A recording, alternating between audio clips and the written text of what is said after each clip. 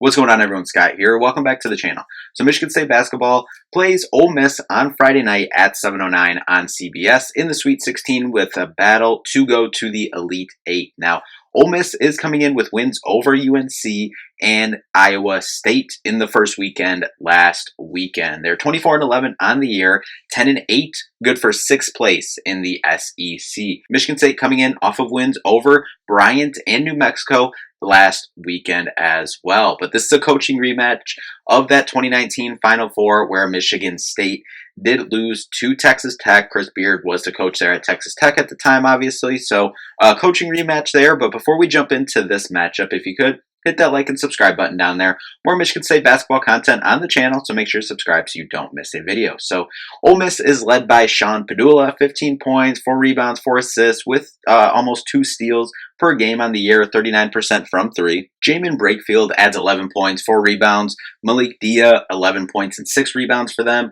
Matthew Murrell, 11 points, 4 rebounds, and almost 2 steals a game as well. But overall, fairly balanced scoring team is Ole Miss, 77 points a game just about. They're 293rd in rebounds, though, at 33 per game. They average about 14 assists per game, 126 in the country, 28th in steals, almost 9 per game. Only turned it over around 9 times per game, which is good for 4th in the country, and they're 38th in total turnovers forced per game, around 14. So they hang on to the ball, they don't turn it over a lot, but they're going to turn you over a lot, is what we've seen from Ole Miss this year. 34% from 3, solid, 126th three-point percentage in the country this year. Ole Miss 154th in bench points, around 21 points per game off the bench. Michigan State at 5th currently, around 34 bench points per game. 116th in fast break points. Ole Miss is around 11 per game. They're 136th in adjusted tempo. Michigan State at 3rd in the country in fast break points with around 16 per game and 151st in adjusted tempo. Now, Ole Miss plays a lot of guards. In their top 7 production players, 5 of those 7 are guards. So for Michigan State, it's going to be taking advantage of the glass and getting out and running. Michigan State is going to have to control the turnovers in this one as well. Obviously, we just talked about Ole Miss likes to turn you over, and they don't turn it over. So hanging on to the ball, not turning it over, is going to be a key in this one. We've seen at times Michigan State can just throw the ball around the court, but when locked in and moving the ball well and getting good shots, good things will happen. And speaking of when good things happen when Michigan State is getting into the paint. So controlling the boards and controlling the paint point battles will be a big key in this one. And then for Michigan State, obviously would love for Jace to bounce back, have a bounce back game. Only 6 points last game, but obviously they were a key 6 points, got fouled on that 3-pointer, hit the 3 free throws, and then off of the missed shot that Jace got the offensive rebound, went back up, got fouled, and won.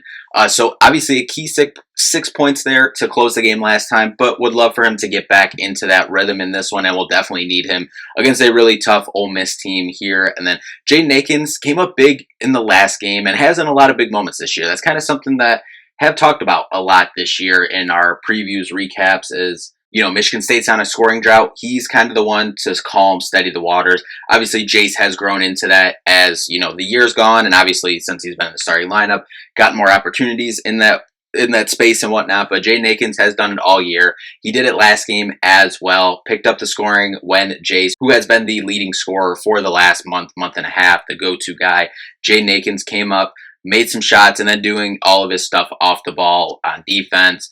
And then when he's attacking the glass too, that's when this team, I think, kind of talked about it a couple times throughout the year as well. When Jaden Akins is getting 4 or 5 rebounds a game, that's when, you know, this team, a lot of good things start happening. So we're going to need that in this one against a really good Ole Miss team, as we said. And then Jeremy, been playing his best basketball the last couple weeks. We'll need that to continue in this one. Not turning it over, getting out, distributing, getting to the basket, drawing fouls when the Ole Miss goes on runs, and that's what Jeremy has been doing throughout these last couple weeks. When we've seen his play kind of be going to the next level, I guess, if you will, is, you know, when the other team's going on a run, is Jeremy does such a good job of getting to the basket, getting fouled, getting to the free throw line, and, you know, kind of slowing everything down and just understanding and getting the team to the pace that they need to be playing at to make sure Michigan State is always playing at the pace that Michigan State wants to play at. And then Jackson Kohler, would love to see him get going, especially with them playing a lot of guards in this one. See what kind of matchups you can create there. If you can kind of, force some smaller guys on him, see what he can do in the post here. But Cohen Carr as well, back around in his hometown. I think he said, I think I saw in an interview this week or a tweet from somewhere that he grew up around like 22 minutes from State Farm Arena there in Atlanta where they're playing. So obviously cool coming home for Cohen in this one, and would love for him to have a special moment in this one. Bart Torvik has Ole Miss as the 25th ranked team in the country, 23rd in adjusted efficiency offense, 30th in adjusted efficiency defense, and then Bart Torvik has Michigan State as the 13th ranked team in the country, 34th adjusted efficiency offense, 6th adjusted efficiency defense. Bart Torvik has this as a 73-70 Michigan State win. I think the spread right now is about that right now. At time of recording, it's about Michigan State 3.5. That's going to be a tight one for sure. At the end of the day, Michigan State, it's, we kind of say it probably on every preview recap, definitely every probably preview, but at the end of the day, Michigan State, you got to defend, rebound, run, not turn the ball over, and you're going to have to make some shots. Again, in this one, against a pretty solid, obviously top 30 defense here and a solid offense there in Ole Miss. Overall, as I said, a really good team, finished 6th in the SEC in a packed SEC this year. They do some good things. Definitely going to be a good one on Friday night and a tough battle here for Michigan State. But we'll be back afterwards with the recap, so make sure to subscribe so you don't miss a video. But that'll do it for this one. Thank you all so much for watching. We'll see you in the next one. Peace out.